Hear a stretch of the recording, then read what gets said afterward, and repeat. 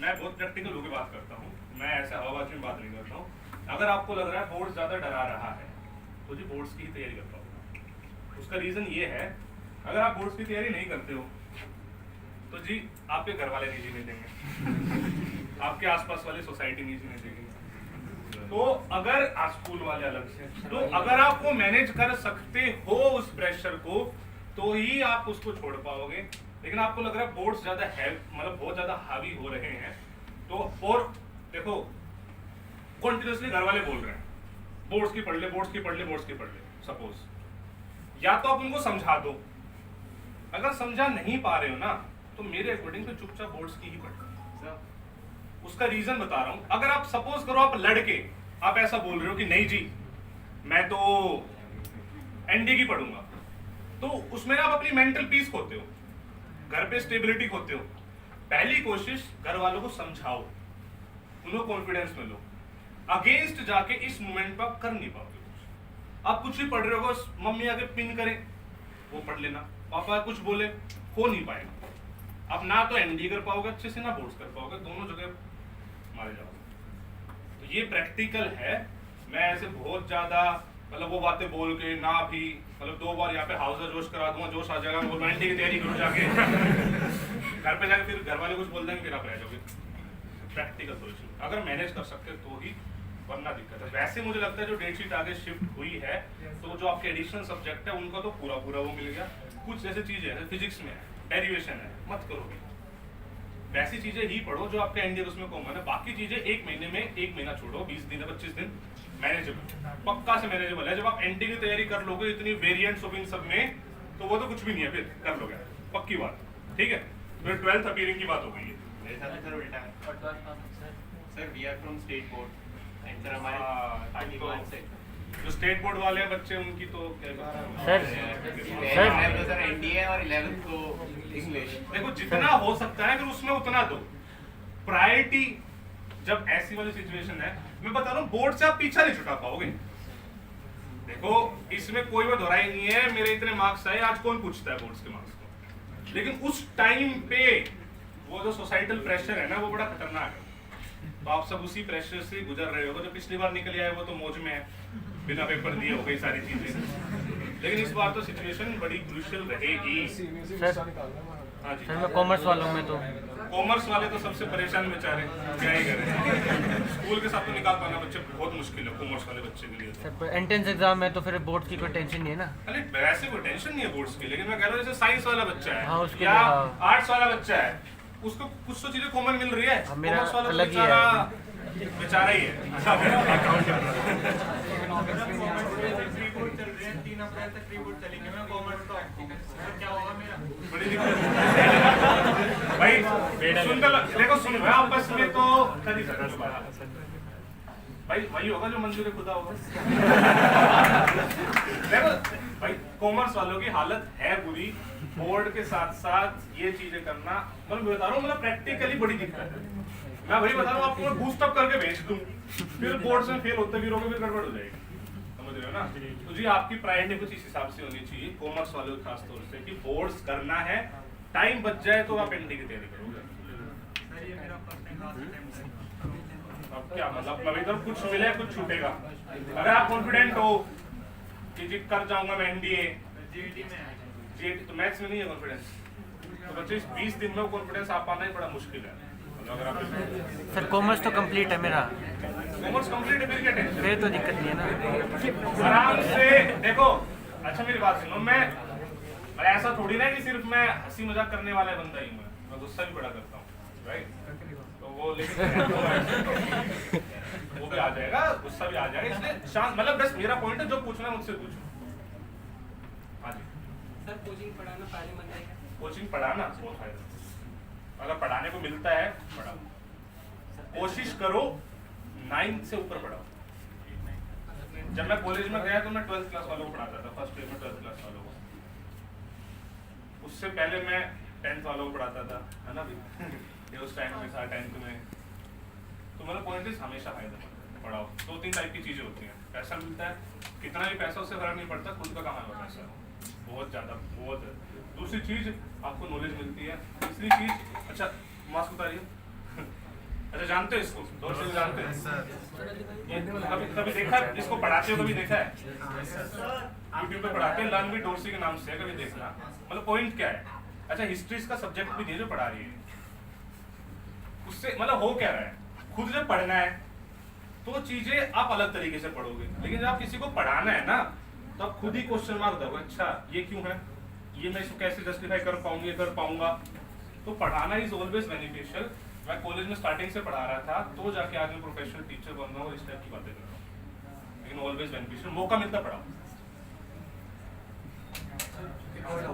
हाँ जी सर मेरे पे ना एक टीएस का अटेम्प्ट बचा पर मैंने पहले जीमेल्स नहीं भरा था, इस बार भरा है, तो सर 84 पे हो जाएगा? ये तो पता है ना टीएस में तुम ऐसी डाउट पूछ रहे हो ना, तुम्हें तो बहुत मारूंगा। लास्ट में तो बस बंदा आया था, वो क्या क्या बातें बताई उसने? परसेंट 12th में 84 सर बोतल फेंक के मारो। और तब भी हो जाएगा। दोबारा बता देता हूँ टीएस वाला भाई, जिसके पास भी मौका है टेक्निकल एंट्री स्कीम का वो भरेगा। एक मिनट मैं देख रहा हूँ बातें कौन कर रहा है, वो देख रहा हूँ। सर यहीं से बोतल लेके मारो। मत करो भाई please please please please please. TS में भाई इस बार एक लड़का आज सुबह ही, वो आज दिल्ली आया था, वैसे यहाँ बुला सकते हैं उसको, वो पूछता हूँ अगर वो आ जाए तो। टीएस में लड़का इस बार निकला है वो, और दिल्ली किसी काम से आना था उसको, बात करता हूँ मैं। तो मतलब पॉइंट बता रहा हूँ, उसकी 31% आई है जेई में। उसमें बताया 1% आइल वाला ही बंदा गया था। मैं आपको एक बात वही तो समझाना चाह रहा हूँ, यही तो नॉलेज आपको है नहीं। टेक्निकल एंट्री स्कीम का इस बार का प्रोसेस क्या था? टीएस दिया हो प्लस में 60% सब हो, जिस बंदे ने टीएस दे रखा, मतलब टीएस सिर्फ दे रखा हो, जैसे परसेंटाइल 1 हो, उस बंदे ने बताया था, जो आया था पिछले देवियान आया था ना, देवियान आया था ना, उसने बताया था 1% वाला बंदा भी था। मैंने बताया था, उन्होंने बताया था 30-31 वाला तो रिकमेंड हुआ है इस बार। तो अब ये बताओ क्या मतलब, बताओ उसमें मेन खेल क्या है? मेन खेल एसएसबी। आकाश कहाँ हो, समझ रहे मेरी बात को? तो भाई टेक्निकल एंट्री स्कीम, अच्छा एक बात ये भी है, लोगों को लगता है मैं तो रिपीटर हो जाऊंगा, मैं तो रिपीटर हो जाऊंगा। भाई हो जाओ, ये सब ना मैं वही बता रहा हूँ, गलत इमोशन से ये सब चीजें आगे है नहीं, कोई फर्क नहीं पड़ता इन सब चीजों से। अब एक्सपीरियंस लेकर आओ, गलती करके आओगे अगली बार इंप्रूव करोगे उसको, बजाय कि बचते रहो आप उस प्रोसेस में, जब तक नहीं घुस रहे हो आपको कैसे पता है क्या हो रहा है वो? मतलब बहुत बच्चा टीएस इसलिए नहीं भर रहा है क्योंकि वो बोलता है मैं तो रिपीटर हो जाऊंगा फिर अगली बार एनडीए में। यार ये कहाँ का लॉजिक हुआ? मतलब मैं ये नहीं कह रहा फ्रेशर्स को प्रायोरिटी नहीं मिलती है, लेकिन भाई पहली बात तो टीएस में हो गया तो अलग ही लेवल है। अच्छा ये अभी क्या क्या आपको बताऊं मैं, टेक्निकल एंट्री स्कीम को बच्चा सीरियसली नहीं लेता है, क्योंकि खड़कवासला की एक तो मस्त हाइप है, दुनिया है, ये सब चीजें है ना, मतलब है। और मतलब उसको गया वाले एकेडमी कौन पूछता? कोई नहीं पूछता, वैसे तो गया वाली तो बंद हो रही है फिलहाल। लेकिन चाचा अगर आप और आपका दोस्त सेम टाइम पे रिकमेंड होते हो, एक टीएस के लिए और दूसरा आर्मी के लिए, हमेशा टीएस वाला सीनियर होता है 6 महीने हमेशा, वो सीधा कैप्टन बनता है। वो लेफ्टिनेंट वाला जो 2 साल का पीरियड होता है उसमें उसकी ट्रेनिंग चल रही है, ट्रेनिंग होती है 1.5 साल की, जैसे ट्रेनिंग कंप्लीट करता है 10 दिन के अंदर अंदर बंदा कैप्टन होता है। अब ये बात किसको पता है? पता ही नहीं है। टीएस को इतना मतलब डिग्रेड करके देखा जाता है, मुझे समझ में नहीं आता क्यों। बहुत अच्छी वो है, हो जाएगा, बढ़िया है, शांति की जगह है। मतलब देखो कुछ लोग होते हैं जिनके अंदर जज्बा है लड़ने का, कुछ लोग हैं जिनके अंदर सिर्फ एक अफसर बनना है, समझ रहे हो? तो आप ये मत सोचना कि मतलब सिर्फ जो इन्फेंट्री में है वही कंट्रीब्यूट कर रहा है और इंजन में कुछ कंट्रीब्यूट नहीं कर रहे। कॉमनवेल्थ गेम्स में पुल गिर गया था लास्ट मोमेंट पे, ये बोलते हैं जी आर्मी ने बनाया आखिरी मोमेंट पे, लेकिन वो आर्मी की इंजीनियरिंग ब्रांच ने बनाया वो। इस बात को समझो, तो कंट्रीब्यूशन हर उसका है फील्ड का। तो टेक्निकल एंट्री स्कीम मेरे according is a good scheme, अच्छा रहता है। अगर मैं इन सब चीजों से परे बात करूं, रिटायर हो जाओगे थोड़े दिनों बाद, सपोज करो 14 साल बाद आप आ गए वहां से, मान लो आ गए, टेक्निकल एंट्री स्कीम से रिटायर हुआ बंदा बड़ी से बड़ी एमएनसी में वो तो पोस्ट पे बैठेगा टेक्निकल। मतलब खराब प्रोस्पेक्ट्स नहीं है, कभी आपको ऐसा लगे टीएस खराब प्रोस्पेक्ट्स है, बिल्कुल भी नहीं खराब प्रोस्पेक्ट्स। ठीक है, चलो जी, और कोई है, वरना मैथ पे चलते हैं। हाँ हाँ जी, बताओ जल्दी। जैसे आपने बताया कि कॉमर्स वाले की हालत बुरी है। हाँ। सिर्फ लास्ट के 20 दिन बचे हैं, तो सर मतलब अभी कॉमर्स को छोड़ दे लास्ट के 20 दिन। बोर्ड अभी बोर्ड्स पे बच्चे, बोर्ड्स की तैयारी कैसी है? मतलब ठीक ठाक का मतलब क्या भाई, जो आपकी एक्सपेक्टेशन है उतने मार्क्स ला पा रहे हो, नहीं ला पा रहे हो बच्चे भी? तो मतलब वही, मतलब मैं वही आपको बताना चाह रहा हूँ, बाकी चीजों को सेक्रीफाइस मत करना कॉमर्स वालों। या तो आपके एनडीए की प्रिपरेशन इतनी स्ट्रांग होगी आपको लग रहा है कि निकल ही जाएगा, ठीक है, या फिर आपकी कॉमर्स की इतनी स्ट्रांग होगी मुझे पढ़ने की जरूरत नहीं है, एनडीए पे काम कर लेता हूँ, वरना बोर्ड्स पे कर लेना चुपचाप। क्योंकि देखो अब वही बात है, वो परसेंटेज भी आपको एक्यूरेट पता भी नहीं है परसेंटेज। 5.5 लाख बच्चे इस बार 6.5 हो गए थे, वैसे भी लड़कियां भी आगे तो थोड़ा और बढ़ जाएंगे। 400 वैकेंसी है फाइनली, 0.0 कुछ परसेंटाइल निकल के आती है। तो जी जो प्लान बी है उसके लिए भी आपको तैयार रहना पड़ेगा। देखो इमोशंस बहुत अच्छे हैं, आपका पैशन बहुत बड़ी बात है कि आप भाई कुछ करना चाहते हो, लेकिन थोड़ा सा प्रैक्टिकल भी होना पड़ेगा। There should be a good plan B, मेरा हमेशा ऐसा मानना है। देखो दो चीजें हैं भाई, दोनों के फायदे नुकसान है। Plan A plan B aspirant series से निकल कर आया। अगर आपके पास प्लान बी नहीं है तो जी आप प्लान ए पे डेडिकेटेडली मेहनत करते हो, क्योंकि आपके पास कोई फॉल बैक ऑप्शन ही नहीं है, राइट? तो आप ज्यादा ओवर एफर्ट्स लगाओगे, ये फायदा है प्लान बी ना रखने का। लेकिन अगर प्लान बी नहीं है तो जी कंटिन्यूसली मतलब आपकी हालत टाइट रहेगी। नहीं हुआ तो और सच में नहीं हुआ तो मतलब मैं ये नहीं कह रहा कि मतलब कुछ भी, मतलब ऐसे कुछ होना चाहिए आपको। इसलिए मैं बोल रहा हूँ कॉमर्स वाले बच्चों को, भाई जब हालत बहुत ज्यादा टाइट है और आपके बोर्ड्स में भी स्कोर नहीं कर पाए तो फिर वो वाला फेज ना बड़ा खराब होता है, तो निकलता है बहुत अलग तरीके से दुनिया देखती है फिर उस चीज को ना।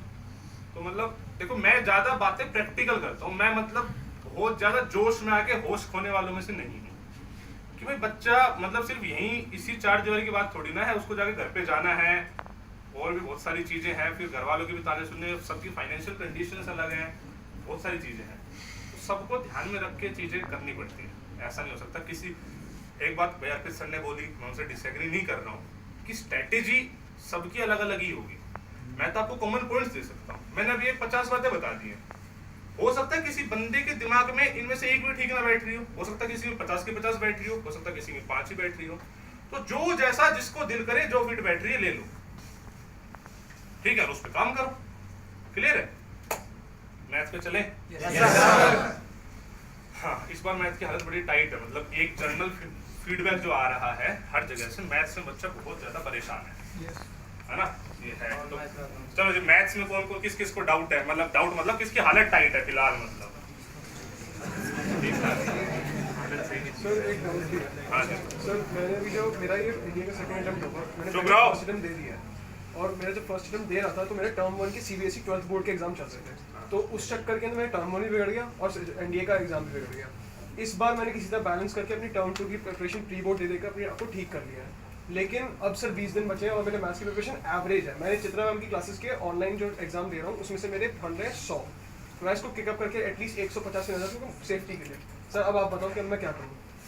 तो ये प्रॉब्लम सबकी होगी, बहुत लोगों की होगी। सुनना मेरी बात, पहली बात तो कितना स्कोर ठीक है, एक ये भी सबसे बड़ी बात है मैथ्स में कि कितने स्कोर को मैं मान लूं कि मेरी प्रिपरेशन ठीक है। देखो जी, जिसके अभी 90 आ रहे हैं, 100 आ रहे हैं, तो पहली बात तो वो ठीक नहीं है। समझो कैसे ठीक नहीं है, मैंने आपको कल परसों वीडियो में बताया था। जो भी आप दे रहे हो, जैसे भी आप दे रहे हो, जहां के मॉक्स दे रहे हो, सपोज करो आप ऑनलाइन दे रहे हो, तो सीधा 25 मिनट तो पहले उसमें से निकालो। ओएमआर भी फील कैसे करनी है उस पर भी हम बात करेंगे, लेकिन आप 2.5 घंटे में 150 ला रहे हो तो जो 20-25 मिनट तो एटलीस्ट आप निकाल लो उस ओएमआर भरने के। और ओएमआर भरना बहुत इंपॉर्टेंट चीज है, मतलब वो जो प्रेशर होता है ना, मैं उस पर भी करेक्ट बताऊं कि कैसे एग्जैक्टली भरनी चाहिए ओएमआर, लेकिन मतलब वही ना क्रॉस चेक कर करके भरोगे आप। सेकंड का लगा रहा हूँ ए, वरना तो गड़बड़ हो जाती है, मतलब बहुत सारी चीजें, राइट? मतलब बहुत पिछली बार कितने बच्चों ने ओएमआर गलत भरी है। मेरे साथ वाला था सर, वो इतना ज्यादा कंफ्यूज था, इतना डरा हुआ था, उसकी ओएमआर फट गई। मतलब ये कॉमन चीजें हैं, तभी तो मैंने इस बार ये करा है भाई। झंझट लेके मैं जानता हूँ ना कहाँ से कैसे मुंह मार लाया हूँ आपके लिए इस बार। ये समझ रहे हो, ये गलतियां हैं। तो वो उतना टाइम तो अगर आप 2.5 घंटे में भी 100 स्कोर कर पा रहे हो तो जी वो ठीक नहीं है। या तो आप 2 घंटे में 100 कर पाओ तो सही है फिर, या फिर आप बिल्कुल प्रैक्टिकली मतलब पेपर लेके बैठो, ओएमआर लेके बैठो, साथ साथ करो, तब जो एक्चुअली कर पा रहे हो वो आपका रियल स्कोर है। तो मेरे अकॉर्डिंग जो आपका मिनिमम स्कोर आज के टाइम पे आना चाहिए 120 आना चाहिए। क्योंकि मैं 120 में से मैं क्या क्या चीजें कम करूंगा, वो मेंटल प्रेशर जो आपको सूरज जो मेंटल प्रेशर जो पड़ रहा है उसको कम करूंगा मैं। मतलब वो भी तो 10-20 नंबर खाएगा, वो मेंटल प्रेशर है। जबकि सिली मिस्टेक्स है वो भी तो खाएगी। अब घर के एनवायरनमेंट में शांति से बैठ के पेपर दे रहे हो आप, और जब वहां पे बैठ के पेपर दोगे 2 अलग अलग चीजें हैं यार ये। तो इसलिए जितने मैंने एग्जांपल दिया आपको मैं बता रहा हूँ, वो प्रेम रंजन है जो भी है, ये सब वही बच्चे हैं जिनके 100 के आसपास आ रहे हैं मार्क्स। अरे यार 100 से 75 आने में कितने क्वेश्चन लगते हैं आप देखो खुद ही। तो 5.33 मैं बता रहा हूँ, 5 क्वेश्चन खेली तो है 100 से 75 आना, और 5 क्वेश्चन तो गलत कर ही सकते हो। सिली मिस्टेक्स जो बोल रहा हूँ मैं, ये तो एग्जामिनेशन प्रेशर में आप सिली मिस्टेक्स 5 तो कर ही सकते हो। तो 100 से आगे 75 पे इन चीजों को समझो। ये मतलब ऐसे है तो इसलिए तो थोड़ा सा बढ़ाओ, एक तो बार अपना रेस करो। 120 तक का मतलब मेरे अकॉर्डिंग सेफ स्कोर होना चाहिए। इस चीज को आप वो मेक श्योर करो। दूसरा, जो जीएटी की स्ट्रेटेजी होती है उसके बिल्कुल अपोजिट स्ट्रेटेजी मैथमेटिक्स की होती है मेरे अकॉर्डिंग, जितना टॉपर से बात कर पाया और जो मेरे खुद के एक्सपीरियंस है। मैथ में अब भी, वैसे मैंने बोला है मैम को कि बना दे कुछ, अब भी बच्चों के पास ना फॉर्मूला शीट नहीं है। कौन कौन बच्चा इसने फॉर्मूला शीट सच में बना ली है? बहुत ही बढ़िया। जिसने ना बनाई उसके लिए बता रहा हूँ कहाँ से ले लो। टेलीग्राम पे जाना, कौस्तभ ने बना रखी है ऑलरेडी। कौस्तभ श्रीवास्तव ने कौन से वाले टेलीग्राम पे डाली है? लर्न विद सुमित पे डाली हुई है, ठीक है। वरना फिर वो एक कौस्तभ ग्रुप बना, मतलब डाली हुई है उसने, फॉर्मूला शीट ऑलरेडी बनाई हुई है। तो पहली चीज तो फॉर्मूला शीट। दूसरी चीज, जैसे मैं जीएस से बोल रहा हूँ सब कुछ पढ़ के जाओ, मैं मैथमेटिक्स में नहीं बोल रहा हूँ चीजें जी। मैथमेटिक्स में आप सब कुछ नहीं पढ़ सकते हो अगर अभी तक नहीं पढ़ा है तो। 20 दिन बचे हुए हैं, मैं आपको रिकमेंड नहीं करूंगा अभी कि कोई नया बड़ा चैप्टर पालो। अभी सपोज करो स्टैट्स नहीं पढ़ा, स्टैट्स पढ़ लो, इस टाइप के चैप्टर्स पढ़ सकते हो। कैलकुलस नहीं करा और अभी कैलकुलस उठा रहे हो तो गड़बड़ है, नहीं हो सकता। ट्रिको नहीं करी वो उठा रहे हो, गड़बड़ है ना। तो मतलब जैसे स्ट्रेटेजी टोटली डिफरेंट। मैथ्स में जितना पढ़ लिया है आप उसको आप परफेक्ट करोगे। 200 नंबर का पढ़ा है, 100 का नहीं पढ़ा है, लेकिन 200 में से 150, 120, 100 वहां तक तो पहुंचो। तो उस पर फोकस मत करना कि ये भी बचा हुआ है, ये बचा हुआ है, बचा हुआ है। जो बचा हुआ है बचा ही हुआ है। कुछ छोटे चैप्टर है जो आपको लगता है 1 दिन में, 2 दिन में, 3 दिन में हो सकता है, दैट इज ओके। इसके अलावा नए चैप्टर नहीं। क्लियर होगी? मैथ्स में ये चीजें बिल्कुल कॉमन है, ये गलतियां नहीं करनी है, वरना घूमते रह जाओगे, कुछ कर नहीं पाओगे भाई।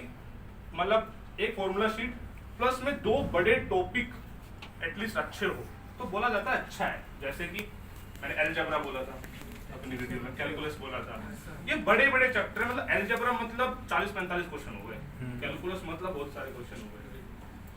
बात आप समझ रहे हो? yes. तो मैथमेटिक्स में एक अप्रोच बिल्कुल अलग कर दो। जितना पढ़ लिया है आप उस पर काम करोगे अभी, बस। जो नहीं पढ़ा, जो छूट गया वो छूट गया। अब कैसे करोगे? सबसे पहली चीज, अगर अभी तक ना करे हो, बिना प्रीवियस ईयर क्वेश्चन लगाए आपको किसी के भी मॉक टेस्ट नहीं देने। 25 की सीरीज दे रहा हूं सर, मैं क्वेश्चन नहीं लग रहे। मैं बोलता हूं भाई प्रीवियस ईयर दे, बोलता सर लग रहे, दैट मींस आप ठीक हो। तो पहली, अगर प्रीवियस ईयर नहीं हो रहे हैं तो मतलब फिर तो आपके कॉन्सेप्ट्स में डाउट है। अगर प्रीवियस ईयर हो रहे हैं बिना किसी दूसरे के कराए, दैट मींस कॉन्सेप्ट में दिक्कत नहीं है, यू नीड मोर प्रैक्टिस। पहली चीज प्रीवियस ईयर, दूसरी चीज मॉक टेस्ट जिसके दिल करे उसके। जो मैंने बताया ऑनलाइन दे रहे हो ओएमआर शीट लो, रफ पेपर वाला सीन बताया 6, 7, 8, इससे ज्यादा रफ पेपर आपको यूज नहीं करने हैं। और अगर हो सके तो फिजिकल कॉपीज उसी में ही सोल्व करना है जी। एक पेंसिल वाला भी सिस्टम ठीक है, बट मुझे नहीं पता कितनी चीजें चलती हैं ये, जैसे कि पेंसिल से सोल्व करके मिटाते रहो, टाइम जाएगा। मतलब कुछ बच्चे करते हैं ऐसा, लेकिन सबके बस की वो भी नहीं है। कौन मतलब उस प्रेशर में आप पेंसिल से मतलब मिटाओगे तो पेपर ही फाड़ लोगे, वो यार कॉमन है चीज, पेपर ही फट जाता है। तो ये सब आदतें अभी से बनाओ, बहुत बड़ा बड़ा लिख के सोल्व नहीं करना है। अब आप रफ शीट भर देते हो 3-3 4-4 पेज, 2-2 3-3 क्वेश्चन में, फिर वहां पे घबरा जाओगे, क्या करोगे?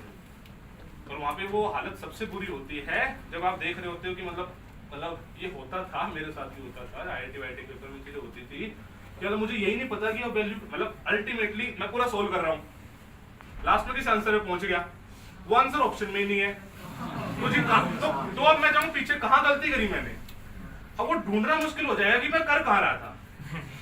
ये सच है, आप कर लेना चाहिए। आप बैक ट्रैक नहीं कर पाओगे कि आपने कहां से एक चीज आपने यहाँ लिखी हुई है, क्या लिखी, आप बैक ट्रैक कर पाना मुश्किल हो जाएगा आपको। तो वो आदत आज से बनानी पड़ेगी, वहां पे जाके और किसी एक क्वेश्चन में फंस गए मैथ में जो अच्छा उसमें अलग अलग कैटेगरी क्वेश्चन है, किसी ऐसे क्वेश्चन में फंस गए जो आपको लगता है कि आपको आता है और उसका आंसर मैच नहीं कर रहा, वो सबसे बड़ा डिमोटिवेशन है। आप ढूंढोगे फिर कहां पर है वो, कहां पे गलती करी, उसी में फंसे रहोगे। ये होता है कहीं, मैं वही तो कह रहा हूँ, कहीं कुछ भी आप देखो, ये वाली स्ट्रेटेजी है, इस पे ही बात करूंगा मैं एक्चुअली पेपर अटेम्प्ट कैसे करना उस पे तो मैं आऊंगा ही मैं, लेकिन मैं आपको ये बता रहा हूँ कि आपको इस तरीके से करना है कि जी आपको छोटा लिखना है, आपको सुंदर लिखना है कि आप उसको ट्रैक कर पाओ। आप करते हो बस मतलब डॉक्टर वाली राइटिंग रखते हो तो दिक्कत हो जाती है, जहां फंस गए वहां दिक्कत है। तो ये प्रैक्टिस पहले करनी पड़ेगी। मतलब जैसे मतलब देखो ना, कुछ तो ऐसे करते हैं भाई, ऐसे ऐसे ऐसे लिख रहे हैं, तो लोग क्रॉस में लिख रहे हैं पेपर में। आपको एक्चुअली में जो साइड में जगह बची है उसमें ही लिखना है, बीच में जगह बची उसमें लिखना है। ये चीजें छोटी छोटी है। तो कौन सा आता था, छोटी मगर मोटी बातें, कुछ तो आता था कार्टून, छोटी छोटी मगर मोटी बातें। तो यही बात है, वो क्रॉस में मत लिखो आप, उसको एफिशिएंसी कम हो जाएगी। साइड की जो जगह है उसी में लिखो। एक बात और बता दूं आपको, रफ पेज तो यूज करना ही बड़ा मुश्किल हो जाता है। क्यों? कौन बार बार पलटे पेज को, सोल्व कहां करोगे, वहीं करोगे। इसीलिए आप फिजिकल पेपर पे वहीं पे सोल्व करना सीखो। एक एनालिसिस करो ना, एक पेज पे maximum 6 question, minimum 4 question UPSC का मैथ्स का पेपर होता है। तो यानी अच्छा साइड में हिंदी भी है, उसको भी यूज कर सकते हो। यानी आपको एक उस पे बचे हुए स्पेस में 3 क्वेश्चन करने हैं, तो हो जाता है। लेकिन कंडीशन अप्लाई, उसको ढंग से करो आप उस चीज को। अब उसमें भी बहुत सारी चीजें हैं यार, जो बीच का पेज है उसमें बीच में ज्यादा स्पेस है, ऐसे यूज करना सीखो। ये वहीं पे जाके एक्सपेरिमेंट करने वाली चीजें नहीं है। पहले से प्रैक्टिस, ज्यादा नहीं, कम से कम 2-3 पेपर ऐसे दे रखे हो, बस आपको आइडिया हो जाए कि हाँ जी ऐसे मुझे करना है। वहां पे जाके सरप्राइज पाओगे तो दिक्कत हो जाएगा। तो ये चीज बहुत बड़ी है, आज से आदत को बनाओ। OMR कैसे भरनी है उस चीज की आदत। चलो लास्ट में वीडियो बनाऊंगा यूट्यूब पे, बता देता हूँ मैं कैसे करता था या क्या आइडिया लगे रिकॉर्डिंग। सर जी पहले सारे सोल्व कर ले, लास्ट में OMR भरे।